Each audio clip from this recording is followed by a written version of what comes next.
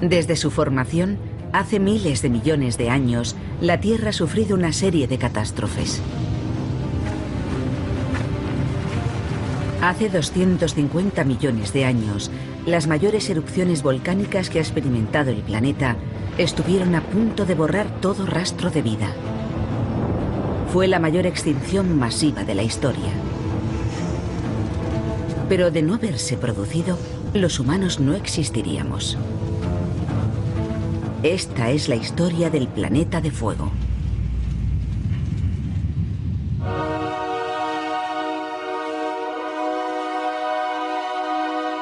Catástrofe. Planeta de fuego. En sus últimos 4.500 millones de años de vida, la Tierra ha sufrido terribles desastres.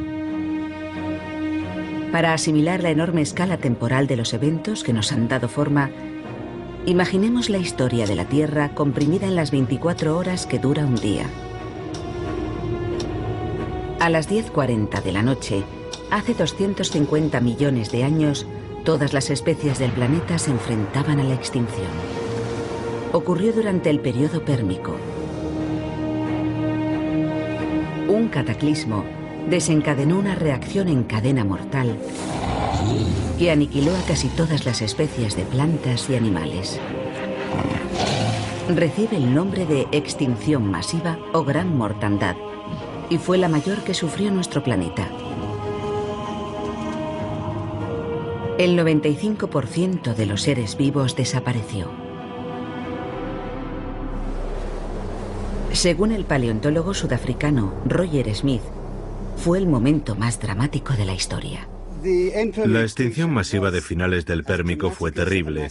Desde la aparición de la vida, no ha habido otra que llegara a exterminar al 95% de las especies, tanto terrestres como marinas, y ocurrió en un periodo muy breve. Fue una aniquilación catastrófica que cambió el curso de la evolución. Pero los humanos estamos aquí gracias a ese 5% que sobrevivió. De no haber sido por aquellos animales que estaban preadaptados o que fueron capaces de sobrevivir a aquella gran sequía, no existiría la vida en la Tierra. ¿Pero qué ocurrió? ¿Y cómo ocurrió? Este misterio ha intrigado a los científicos desde que fueron descubiertos los primeros vestigios de la catástrofe hace casi medio siglo. Determinar cuál fue la causa de la extinción es un elemento clave para comprender la evolución de la vida en la Tierra.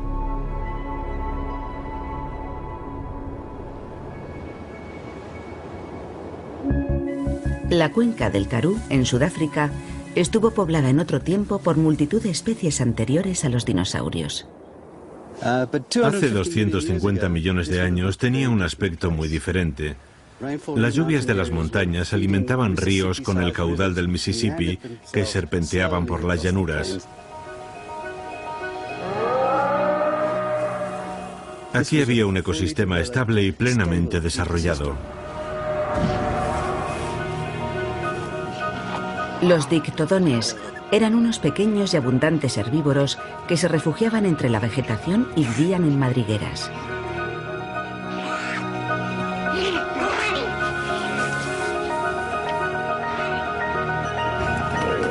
Grandes manadas de herbívoros del tamaño de vacas, llamados dicinodontes, pastaban en las praderas.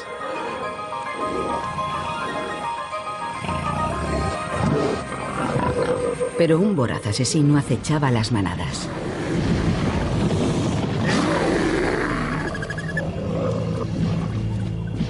Más de 150 millones de años antes de la aparición del tiranosaurio, el gorgonópsido era el carnívoro más temible del planeta.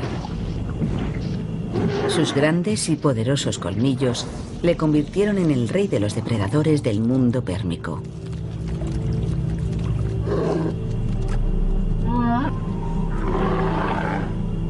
Pero todos estos animales estaban condenados.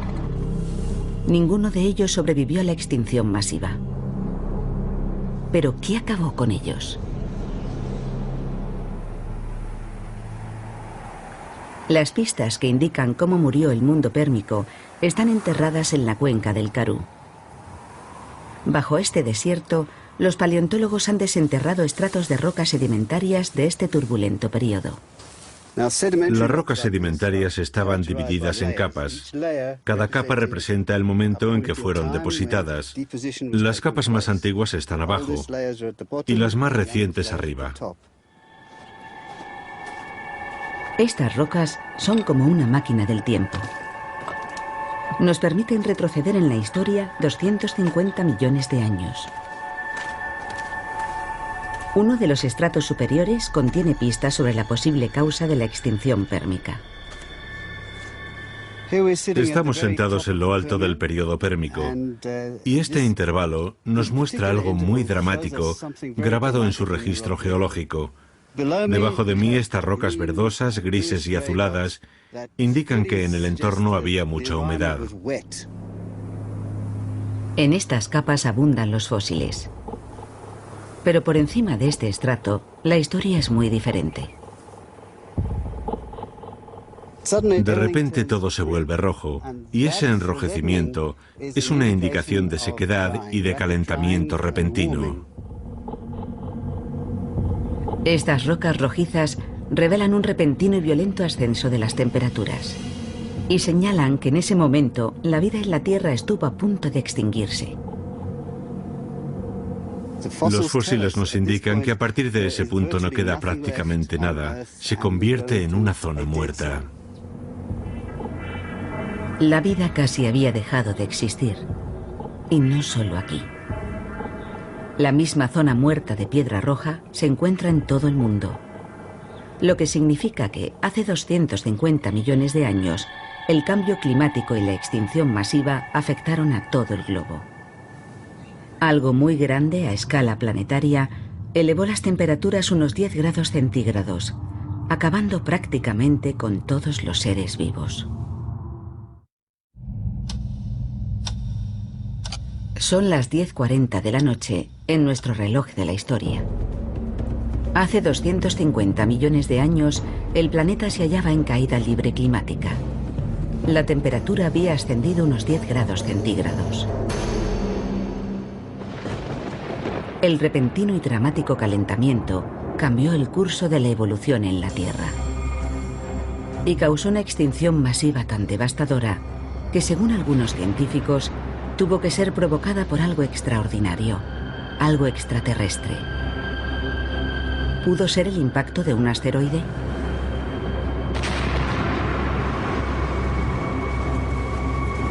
Un impacto cósmico habría proyectado miles de millones de toneladas de polvo y rocas a la atmósfera, que habrían bloqueado el Sol, impidiendo el crecimiento de las plantas, haciendo descender las temperaturas y provocando el colapso de la cadena alimenticia. Una extinción provocada por el impacto de un asteroide se habría producido en tan solo unas décadas. Pero esa no es la historia que cuentan las rocas. Durante los últimos 10 años, el profesor Paul Wignall y un equipo de la Universidad de Leeds, Inglaterra, han examinado restos del periodo de la devastadora extinción masiva, recogido miles de muestras y filmado innumerables horas de vídeo en sus expediciones a Groenlandia. Las rocas confirman un periodo de cambio climático y mucho más. Registran la historia de la extinción masiva, tanto en la Tierra como en el mar, y nos ofrecen una imagen de la mortandad mucho más clara de lo que podíamos imaginar. La extinción masiva es la mayor escena del crimen de todos los tiempos en cuanto a fósiles, y Groenlandia en particular está llena de pistas. Hay una enorme cantidad de indicios que nos permiten reconstruir lo ocurrido con gran detalle.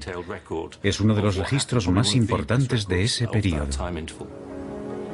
Estas rocas de Groenlandia ofrecen muchos argumentos contra la teoría del impacto de un asteroide. En el caso de un impacto, la extinción habría empezado muy rápido, en cuestión de días o semanas. Todo habría muerto en cuestión de años. Y en el registro fósil debería haber una separación radical, una línea que indicara un cambio brusco. Y no es eso lo que vemos.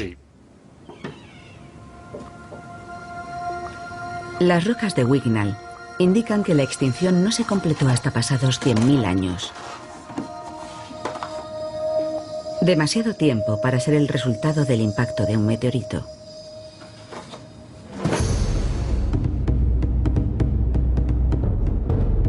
Las muestras halladas en Groenlandia sugieren que la extinción tuvo una causa diferente.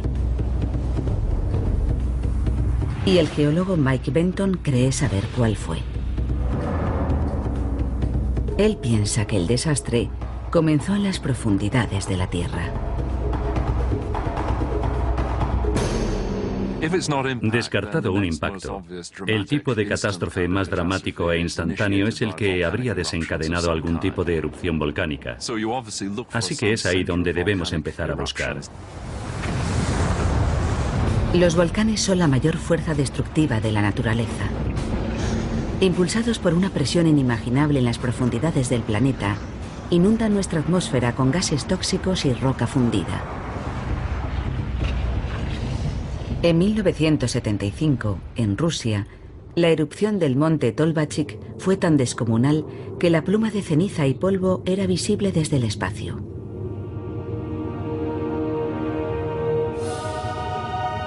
Pero las erupciones volcánicas eran mucho mayores y más violentas hace 250 millones de años, como demuestran los hallazgos encontrados en Rusia oriental. En Siberia, bajo las llanuras heladas de uno de los rincones más remotos de la Tierra, hay restos de la catástrofe que pudo haber acabado con la vida en nuestro planeta. Una vasta extensión de antiguas masas de lava que forman un sombrío paisaje conocido como las trampas siberianas.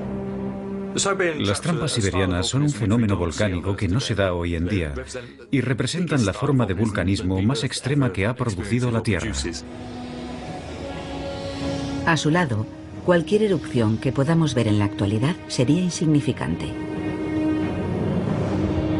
Al final del periodo pérmico, millones de kilómetros cúbicos de magma se agitaban bajo la corteza siberiana. La región entera empezó a bombarse.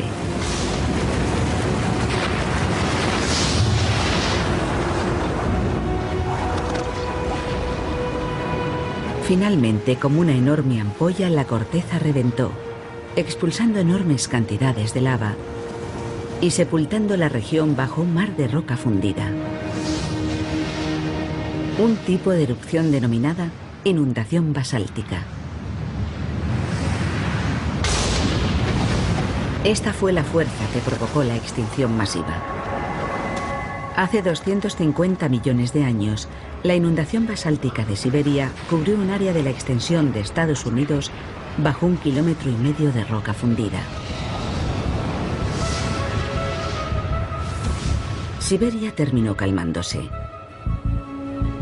Pero Islandia sigue siendo una de las zonas geológicamente más activas del mundo. Mike Benton investiga el terrible impacto que pudo tener aquí una pequeña inundación basáltica.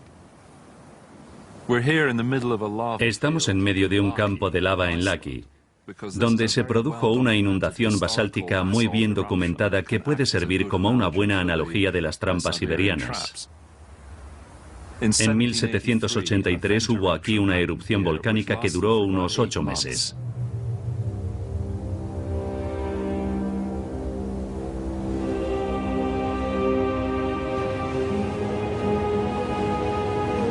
Una fisura volcánica de casi 30 kilómetros lanzó chorros de lava a 1.200 metros de altura. Fue algo insignificante comparado con las erupciones siberianas. Pero aún así, fue un desastre. Los volcanes producen lava, que mata localmente, pero también producen ceniza y gas. La lava tiene un alcance relativamente corto. Las cenizas llegan más lejos, transportadas por el aire, pero lo que realmente mata son los gases. La erupción de la fisura de Laki produjo grandes cantidades de dióxido de azufre, un gas que tiene un impacto mortal sobre el medio ambiente. Cuando se mezcla con el vapor de agua, se convierte en ácido sulfúrico y entonces cae sobre la Tierra en forma de lluvia ácida. Numerosos testimonios narran sus terribles efectos. Los habitantes de Laki sufrieron quemaduras en los ojos y experimentaron grandes dificultades para respirar. El ganado también sufrió quemaduras en la piel y las plantas murieron. La cadena alimenticia empezó a desmoronarse. Y aquello no fue más que el principio.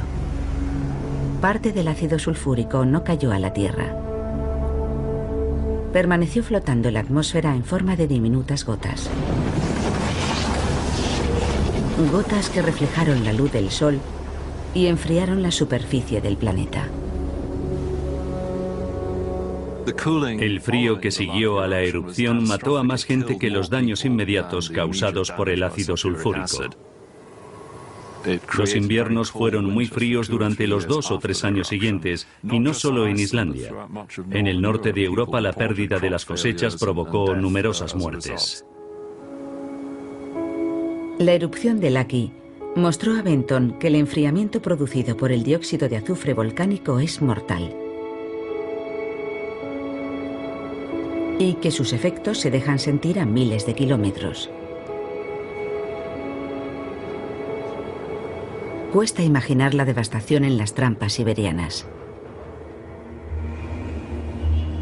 Laki estuvo escupiendo gas y lava durante 8 meses y cubrió de roca fundida un área de 500 kilómetros cuadrados.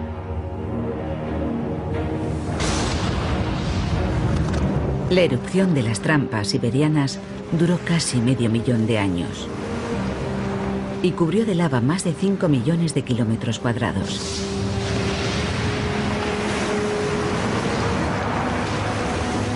Fue 200.000 veces más grande que la de Laki.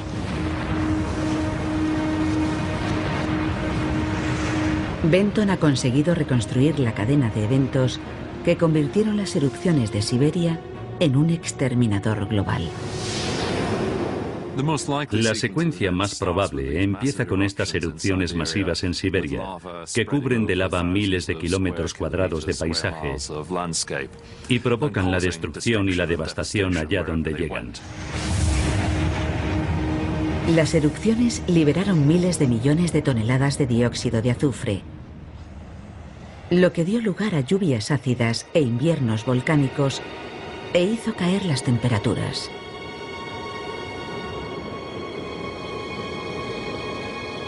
El cambio climático acabó con las plantas de todo el planeta y rompió la cadena alimenticia.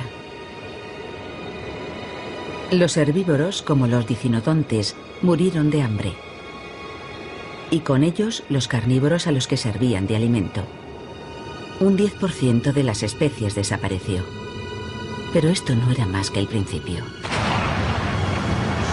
Otro gas liberado por las trampas siberianas iba a empeorar enormemente las cosas.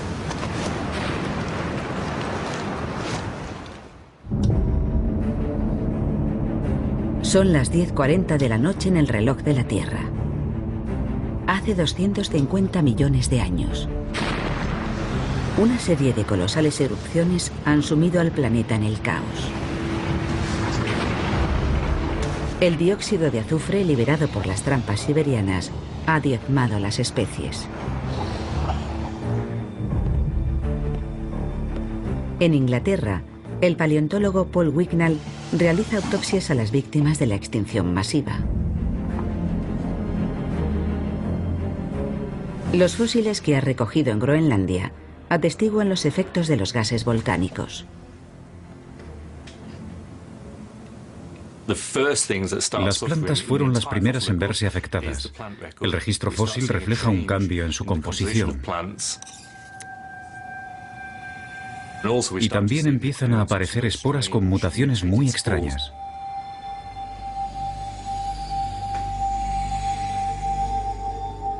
Las plantas fosilizadas muestran un mundo que lucha por adaptarse al cambio climático. Y también registran los efectos de otro mortífero gas volcánico, el dióxido de carbono. Los pequeños orificios que aparecen en la superficie de las hojas son indicadores claros de la cantidad de CO2 que había en el aire. Las plantas necesitan dióxido de carbono para crear energía y lo absorben a través de diminutos orificios en la cara interior de las hojas. Cuanto más CO2 hay en el entorno, menos orificios necesita la planta para absorberlo. Cuando los científicos estudiaron las hojas fosilizadas de hace 250 millones de años, descubrieron una llamativa y repentina reducción del número de orificios. Todo indicaba que al principio de la extinción los niveles de dióxido de carbono se habían disparado. Y eso solo podía significar una cosa. Las erupciones de las trampas siberianas debieron liberar miles de millones de toneladas de CO2. Este gas de efecto invernadero convirtió el enfriamiento global en calentamiento global. Los científicos calculan que la cantidad de dióxido de carbono que contenía la atmósfera tras las erupciones era 20 veces superior a la actual, más que suficiente para afectar radicalmente al clima y provocar un calentamiento global desbocado. El resultado fue una elevación de la temperatura global de al menos 5 grados centígrados. Y se produjo de forma episódica. Es posible que hubiera repetidas subidas periódicas. Una subida de 5 grados centígrados puede no parecernos excesiva, pero tuvo un efecto devastador en el clima de la Tierra. El calentamiento de la atmósfera afecta la forma en que se genera y distribuye la lluvia. Al elevar la temperatura, el CO2 alteró los sistemas climáticos globales. En las regiones ecuatoriales simplemente dejó de llover. En Sudáfrica, la cuenca del Karoo sufrió intensamente el impacto del cambio climático. Sus verdes praderas se convirtieron en un desierto abrasador. El paleontólogo Roger Smith intenta descubrir cómo afectó este rápido cambio de paisaje a los habitantes del Karoo. Y ha encontrado a una de las víctimas.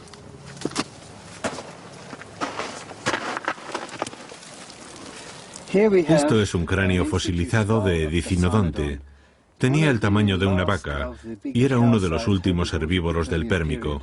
Y estaba a este nivel, justo por debajo de la extinción, así que tal vez representa el último estertor de los herbívoros de aquel periodo.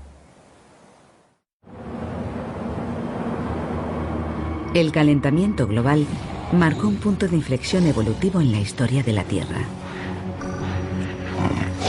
Animales y plantas sucumbieron a la sequía y al hambre. Un 35% de las especies pereció. Pero los efectos de la erupción apenas habían empezado a dejarse sentir. La subida de las temperaturas desencadenó un efecto dominó y comenzó la siguiente fase de la terrible extinción. Esta vez en los océanos.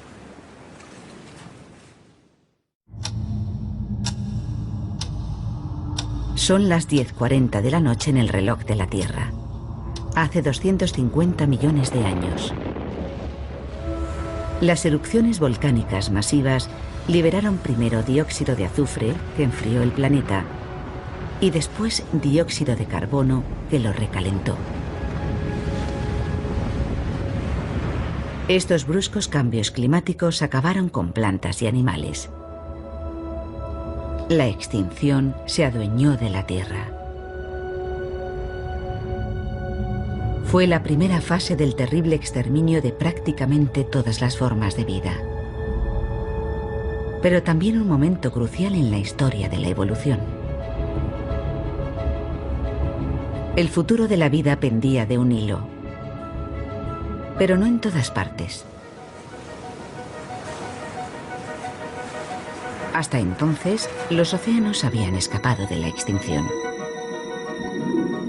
Los océanos estaban llenos de vida. Había arrecifes de coral y otros muchos tipos de criaturas, como los tiburones, habitaban el lecho marino.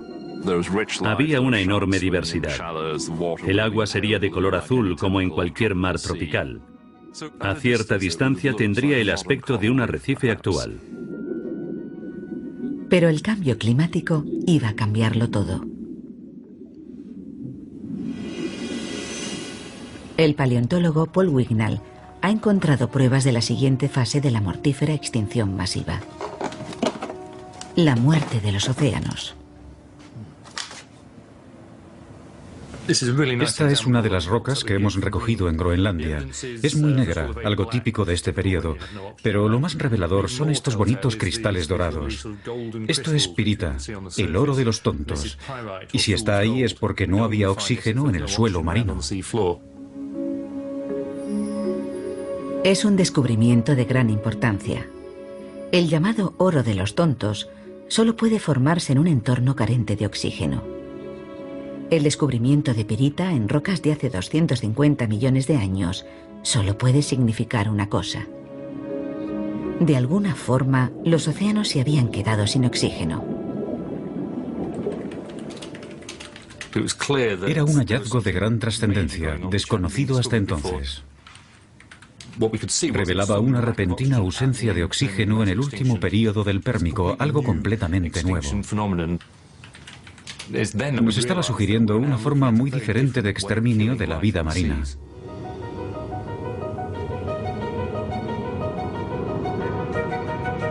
Pero un descenso en los niveles de oxígeno no bastaba para explicar la muerte de tantas especies.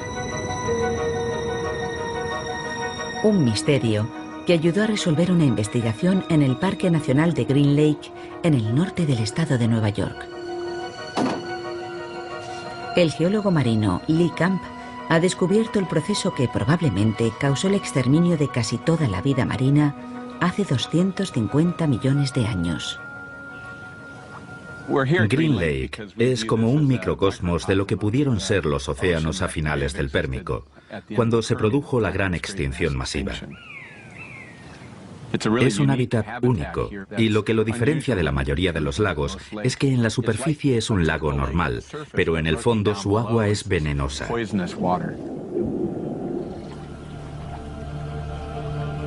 El lago tiene un aspecto normal, pero bajo la superficie se está muriendo, igual que los antiguos océanos del Pérmico. El agua se está estancando y los niveles de oxígeno están descendiendo. Camp y un equipo de la Universidad de Pensilvania llevan 5 años monitorizando la lenta muerte del lago. En el fondo han encontrado colonias de cromatiales o bacterias rojas del azufre, un organismo que solo vive en aguas ricas en un gas altamente tóxico, el sulfuro de hidrógeno. El sulfuro de hidrógeno o ácido sulfídrico es un residuo producido por bacterias que prosperan en aguas carentes de oxígeno. Cuando los niveles de oxígeno caen hasta un punto mínimo, los organismos que no toleran el oxígeno empiezan a multiplicarse y a producir un residuo, el ácido sulfídrico, que es venenoso para los seres que respiran oxígeno. El ácido sulfídrico es un ingrediente clave en la formación de la pirita. Las grandes cantidades de pirita presentes en las rocas recogidas en Groenlandia indican que el mismo proceso que se está desarrollando en este lago tuvo lugar a gran escala en los océanos pérmicos. Camp y su equipo están registrando el ascenso de los niveles de ácido sulfídrico y lo hacen controlando el crecimiento de las bacterias rojas del azufre y las variaciones de la profundidad a la que se encuentran. Saben que han encontrado bacterias cuando sacan agua rosada. El agua rosada indica la presencia de bacterias rojas del azufre. Es lo que nos indica que estos organismos han alcanzado una densidad de población considerable. Cuando hay tantos, el agua se vuelve rosada. Por debajo de esta capa tóxica, los animales que respiran oxígeno no pueden sobrevivir. Camp va registrando minuciosamente la profundidad a la que encuentra agua rosada en las diferentes zonas de Green Lake.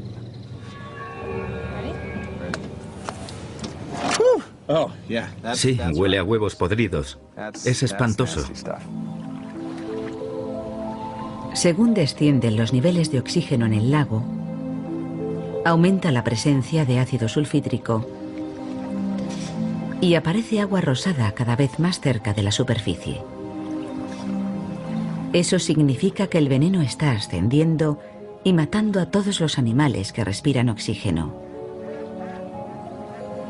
Green Lake es solo una pequeña extensión de agua, pero imaginemos el mismo fenómeno a escala global.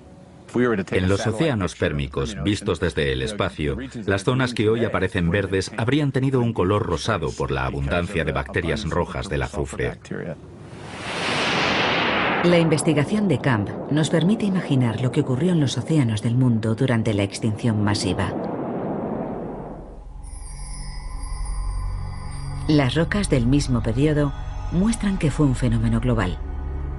Los océanos y los mares se quedaron sin oxígeno y se llenaron de veneno. Algo muy grande debió provocar la desaparición del oxígeno. ¿Pero qué? En Green Lake, la causa ha sido el estancamiento. El agua ha dejado de circular. Y recientes investigaciones han descubierto que hace 250 millones de años ocurrió lo mismo a escala global. Normalmente, el oxígeno se disuelve en la superficie del agua marina. A continuación, es transportado por las corrientes que circulan entre el ecuador y los polos. En el ecuador, el sol calienta el agua marina. Cuando el agua caliente se mueve hacia los polos, se va enfriando y se hunde, transportando el oxígeno disuelto y permitiendo que los océanos y sus habitantes respiren. Hace 250 millones de años, el proceso era el mismo. Pero entonces se produjo la erupción de las trampas siberianas y la temperatura subió unos 5 grados. Lo más significativo para el mundo y para los océanos fue la forma en que afectó a la circulación de estos. Es como dejar una pecera en la ventana a pleno sol. El agua pierde el oxígeno y termina estancándose. Y eso es precisamente lo que creemos que le ocurrió a los océanos a finales del período pérmico.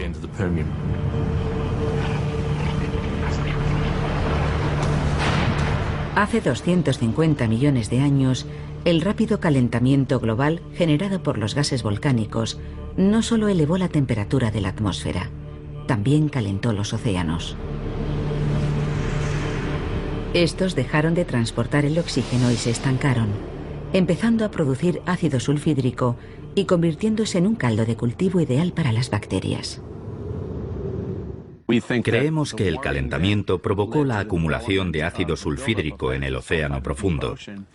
Las concentraciones de ácido llegaron a ser tan altas que terminaron invadiendo la superficie y expulsando a todos los organismos que respiraban oxígeno al arrebatarles su espacio vital.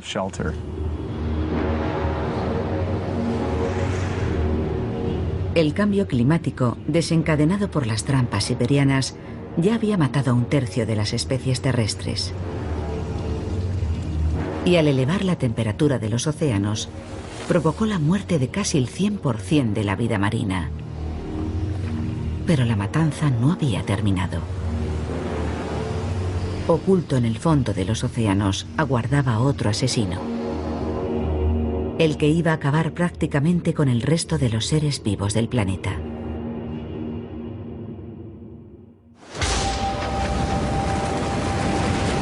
Las erupciones de las trampas siberianas habían sumido a la Tierra en el caos, cubriendo un área similar a la de Estados Unidos con una densa capa de roca fundida. Lo que puso en movimiento una cadena de eventos que estuvo a punto de acabar con todas las especies de la Tierra. El dióxido de azufre provocó lluvias ácidas e inviernos repentinos. Y a continuación, el dióxido de carbono elevó tanto la temperatura que la cadena alimenticia se colapsó. Los océanos se calentaron y los niveles de oxígeno se desplomaron. Las bacterias saturaron el agua de ácido sulfídrico. convirtiendo los mares en una zona de exterminio. Estos fenómenos acabaron con un 70% de las poblaciones vegetales y animales en tan solo 50.000 años. Pero las especies que consiguieron sobrevivir iban a recibir el golpe de gracia.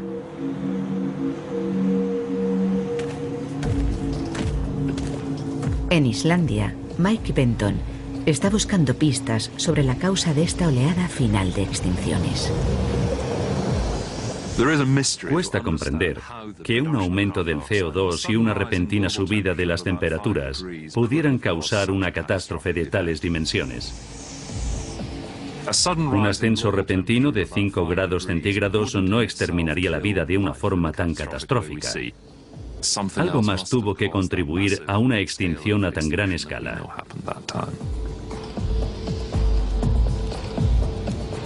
Las trampas siberianas desencadenaron un calentamiento global que acabó con un gran número de especies, primero en tierra y después en el mar. Pero las temperaturas volvieron a subir, otros 5 grados.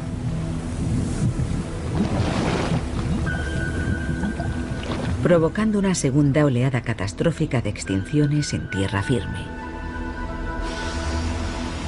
Los científicos sabían que el CO2 liberado por las trampas siberianas había provocado la primera subida global de las temperaturas, pero el segundo salto seguía siendo un misterio. Debían encontrar algo aún más fuerte, capaz de acelerar el calentamiento global a una escala sin precedentes.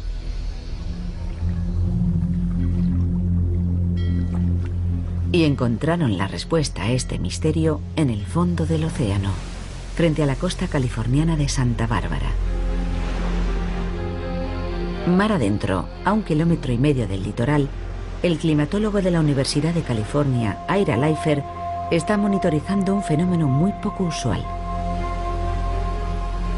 Está observando un gas de efecto invernadero, pero no dióxido de carbono, sino metano. El metano que existe en las profundidades de la Tierra se filtra a través de la corteza terrestre hasta llegar al lecho marino y en esta zona, formando una columna de agua, sube a la superficie en forma de burbujas. Se pueden ver estas columnas de burbujas en zonas costeras de todo el planeta. Y esta, al sur de California, brinda al equipo de Leifer una oportunidad única de estudiarla de cerca.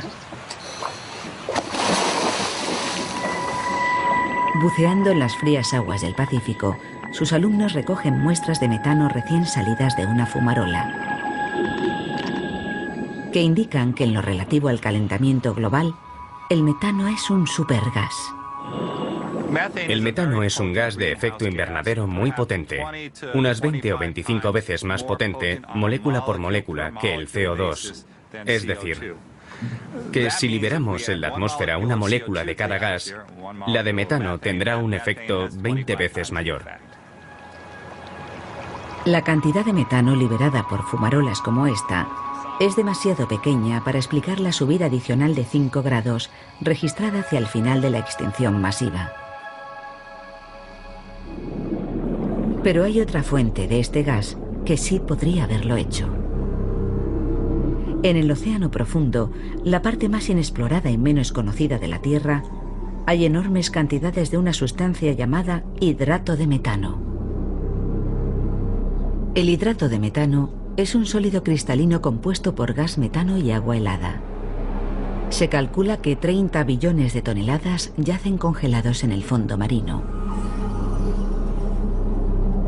En estado gaseoso, desencadenaría un desastre global. Leifer piensa que tal vez fue eso lo que ocurrió hace 250 millones de años.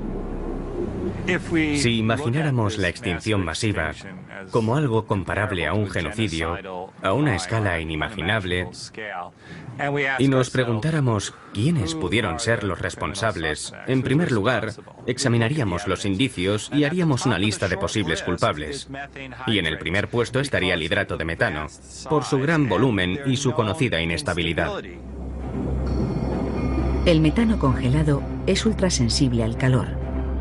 Una pequeña elevación de la temperatura podría desestabilizarlo y provocar la liberación de este poderoso gas de efecto invernadero. Si la atmósfera se calentara, el océano también lo haría. El hidrato de metano liberaría el gas que, al calentar aún más la atmósfera, produciría un nuevo aumento de la temperatura y la liberación de más metano. Sería un ciclo constante de retroalimentación. Hace 250 millones de años, miles de millones de toneladas de gases volcánicos desencadenaron uno de estos ciclos. La temperatura de la Tierra se elevó 5 grados centígrados, suficiente para deshelar el hidrato de metano congelado del fondo de los océanos y liberar en la atmósfera miles de millones de toneladas de este poderoso gas de efecto invernadero.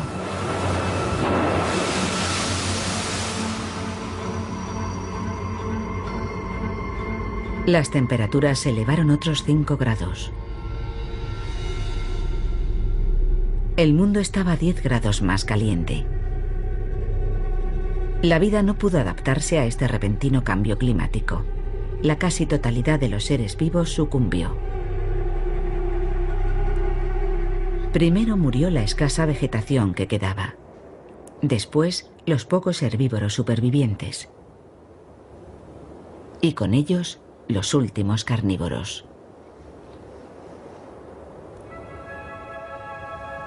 La cadena alimenticia no solo se había roto, prácticamente había dejado de existir. Pero a pesar de esta abrumadora serie de catástrofes, la vida evolucionó y con ella la raza humana. Debemos nuestra existencia a unos héroes de 4 patas casi desconocidos.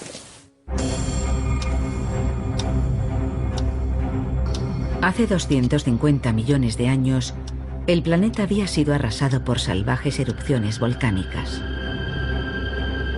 Los gases tóxicos liberados provocaron un caos climático global y casi exterminaron la vida en la Tierra. Para las especies dominantes no había la menor esperanza de supervivencia. Los gorgonópsidos, por ejemplo, debieron ver cómo cambiaban sus dominios. Sus presas eran cada vez más escasas y la temperatura aumentaba rápidamente. Y así fue como desaparecieron, ellos y todo su entorno. Para estos temibles depredadores y para casi todos los seres vivos había llegado el fin. Pero en realidad fue un nuevo principio. Las catástrofes pueden poner a cero el reloj evolutivo. La dirección en que avanza la evolución puede cambiar totalmente porque las especies dominantes desaparecen y otras que antes tenían un papel menos significativo tienen su oportunidad. Hace 250 millones de años, la extinción masiva brindó una oportunidad evolutiva única a un pequeño y modesto animal. El cinodonte era un aperitivo habitual de los gorgonópsidos, pero al aprender a refugiarse en sus madrigueras, se mantuvo fuera del alcance de los depredadores. Un hábito que resultó muy útil cuando el cambio climático abrasó la superficie de la Tierra. Los tubérculos y raíces subterráneas le proporcionaron alimento y agua. En la cuenca del Karoo, en Sudáfrica, el paleontólogo Roger Smith ha hecho un importante descubrimiento. Esto es una madriguera del Triásico inferior y sabemos por los fósiles que hemos encontrado en ella que era un refugio de cinodontes. Los cinodontes se refugiaron en madrigueras a finales de la gran extinción del Pérmico. Y es muy posible que esa fuera una de las razones que les permitió sobrevivir a la gran sequía de aquella época. Los cinodontes pasaron a convertirse en una de las especies dominantes del Nuevo Mundo. De no haber sido por ellos, nosotros no existiríamos. Uno de sus descendientes acabó convirtiéndose en mamífero, y de no haber sido por ese superviviente de la línea del cinodonte, no habrían evolucionado los mamíferos ni tampoco nosotros. Así que tenemos mucho que agradecerles. Hace 250 millones de años, la vida sufrió un golpe devastador. Sin embargo, consiguió recuperarse, creando nuevas especies y ecosistemas. Pero el mismo tipo de catástrofe que dio a nuestros antepasados su oportunidad podría volver a producirse. Erupciones como la de Laki en Islandia se producen una vez cada 20 millones de años. Las gigantescas, como la de las trampas siberianas, son aún más infrecuentes. Ocurren cada varios cientos de millones de años. Pero ocurren. Es difícil aceptar que la Tierra pueda provocar una devastación extrema y que no haya nada que nosotros, con toda nuestra tecnología, podamos hacer para impedirlo. Ante una erupción semejante a la de las trampas siberianas, es difícil calcular cuántos seres humanos podrían protegerse de ella, pero sin duda provocaría una mortandad y una destrucción terribles. Nadie estaría a salvo.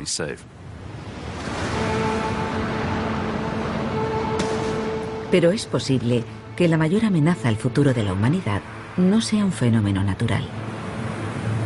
Por primera vez en la historia, la especie dominante del planeta está alterando el delicado equilibrio de su ecosistema. Nuestras emisiones de dióxido de carbono están teniendo un impacto catastrófico.